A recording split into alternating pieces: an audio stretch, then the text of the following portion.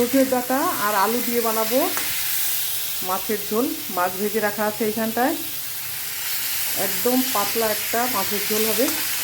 একটু জিরে আর তেজপাতা ফোড়ন দিয়ে আলুটা দিয়েছি, আলুটা একটু লাল করে ভেজে নিয়ে দিয়েছি একটা টমেটোর পেস্ট।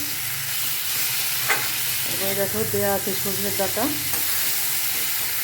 কষানো হয়ে গেছে। এবারে দেবো জল।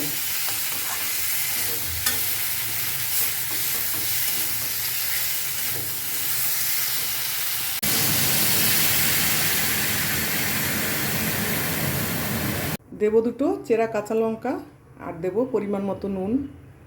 দিয়ে দিচ্ছি নুন। ঝোলটা ফুটে গেছে, এবারে দেবো ভেজে রাখা মাছ।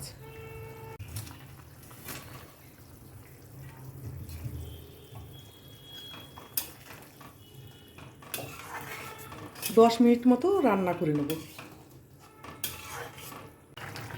নামানোর আগে দেবো একটু ভাজা জিরের গুঁড়ো আর হরা ধনিয়া। দিয়ে দিচ্ছি ধনে পাতা। হয়ে গেছে আমার সজনে ডাঁটা দিয়ে হেলদি একটা মাছের ঝোল। এবারে নামিয়ে নেব। গরমের দিনে তোমরাও এইভাবে বানিয়ে খাবে। তৈরি হয়ে গেল হেলদি একটা মাছের ঝোল।